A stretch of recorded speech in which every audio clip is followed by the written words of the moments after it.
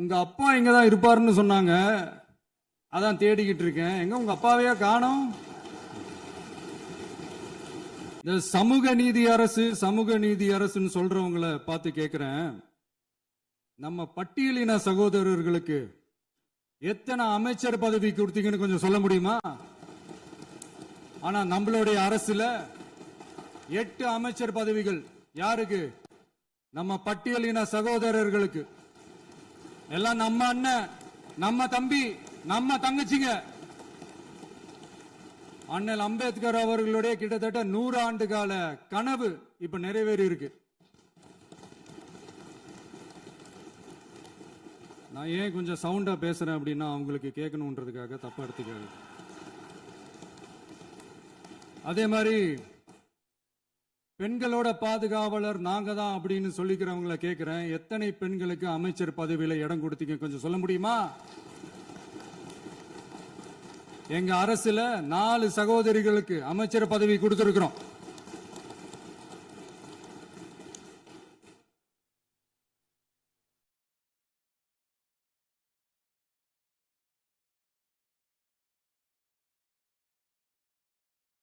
அதனால மக்களால் நிராகரிக்கப்பட்டு மக்களால் அகற்றப்பட்டவங்களுக்கு ஒன்னே ஒன்று சொல்லிக்கிறோம், தப்பே செய்ய மாட்டோம், ஊழலே செய்ய மாட்டோம், நேர்மையா தான் இருப்போம், நியாயமா தான் இருப்போம் அப்படின்னு சொல்றவங்களால மட்டும்தான் கூட்டணி ஆட்சி அமைக்க முன்வரும். ஆட்சியிலையும் பங்கு, அதிகாரத்திலையும் பங்கு கொடுக்க முன்வரும். ஊழல்லையே ஊறி போனவங்களால இந்த கூட்டணி ஆட்சியோ, ஆட்சியிலையும் பங்கோ, அதிகாரத்திலையும் பங்கோ கொடுக்க முன்வராது. மெஜாரிட்டி இருந்தாலும் தரமாட்டாங்க, மெஜாரிட்டி இல்லைனாலும் தரமாட்டாங்க. கேட்டா ரெடிமேடா ஒரு பதில் ஒண்ணு வச்சிருப்பாங்க, கூட்டணி ஆட்சியை மக்கள் விரும்ப மாட்டாங்கன்னு. அதே மக்கள் தான் இப்ப அவங்கள பார்த்து சிரிக்கிறாங்க. நான் பதவி ஏத்த அன்னைக்கு கொஞ்சம் டைம் அவகாசம் கேட்டேன்.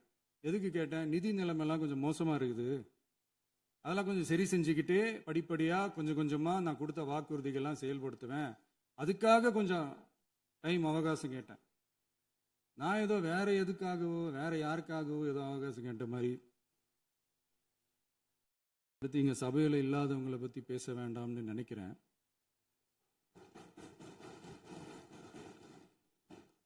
இங்க நம்மளை பத்தி அவதூறு பரப்புறதோட மட்டும் இல்லாம இப்ப நம்ம மக்கள் மேலேயும் அவதூறு பரப்ப ஆரம்பிச்சிட்டாங்க. மக்கள் நமக்கு ஓட்டு போட்டது தப்பான், குடும்பம் குடும்பமா நமக்கு ஆதரிச்சது தப்பான்.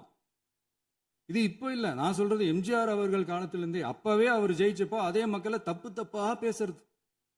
மக்கள் என்ன பண்ணிட்டாங்க, எம்ஜிஆர் என்ன பண்ணிட்டாரு, எம்ஜிஆர் என்ன இது பண்ணிட்டாரு. 50 வருஷமா ஒரே டெக்னிக்கா.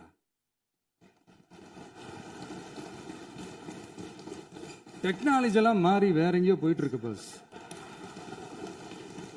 இதுல கொஞ்சம் டெக்னிக்காச்சும் கொஞ்சம் மாத்தினா கொஞ்சம் நல்லா இருக்கும். அதனால மக்களுக்கு யூஸ்ஃபுல்லா இருக்கிற மாதிரி இந்த ஆக்கப்பூர்வமான கருத்துக்களோ ஆக்கப்பூர்வமான யோசனைகளோ இருந்தா சொல்லுங்க, அதை நாங்க டெஃபரெண்டா எடுத்துக்கிறோம். ஆனா அதை விட்டுட்டு இந்த நக்கல், நையாண்டி, சம்பந்தம் இல்லாத பேச்சு இதெல்லாம் பேசிட்டு அப்புறம் முதல்வர் பதில் சொல்லல, முதல்வருக்கு பதில் சொல்ல தெரியல அப்படின்னா அப்புறம் என்ன சோஃபா மாடல் ஆட்சியா? அது என்னன்னு புரியறதுக்கு எனக்கு ரொம்ப நாள் ஆச்சு. இந்த sofa set, table chair, teapoy, furniture பிசினஸ்லாம் வேற எங்க வெளியில போய் பண்ண சொல்லுங்க. அப்படி அந்த பிசினஸ் தான் பண்ணணும்னா நிறைய பிசினஸ் பண்ற மாதிரி வெளியில போய் பண்ண சொல்லுங்க, இங்க சட்டசபைக்குள்ள வேணாம். அதனால ஆக்கப்பூர்வமான கருத்துக்கள் இருந்தா சொல்லுங்க, டெஃபினட்டா அது சரியா இருந்தா நாங்க ஏத்துக்கிறோம். எனக்கு ஒரு குட்டி கதை ஒன்று ஞாபகம் வருது, சொல்லாமா? ஒரு ஊர்ல ஒரு பெரியவர் வெயில் ரொம்ப ஜாஸ்தியா இருக்குன்னு சொல்லிட்டு கண்ணுக்கு மேல கை வச்சுக்கிட்டு இப்படி சுத்தி முத்தி தேடிக்கிட்டு இருந்தாராம். அப்ப கூட இருந்த ஒரு சின்ன பையன், என்ன தேடுறீங்க அப்படின்னு கேட்டானா. அதுக்கு அந்த பெரியவர் சொன்னாரா, அது ஒண்ணு இல்ல தம்பி, உங்க அப்பா இங்கதான் இருப்பாருன்னு சொன்னாங்க, அதான் தேடிக்கிட்டு இருக்கேன். எங்க உங்க அப்பாவையா காணோம்?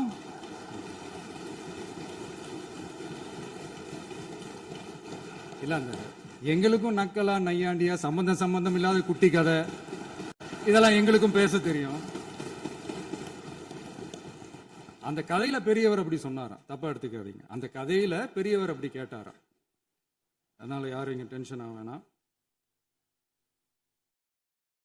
அதனால இன்னொரு இந்த என்னுடைய உரையை முடிக்கிறதுக்கு முன்னாடி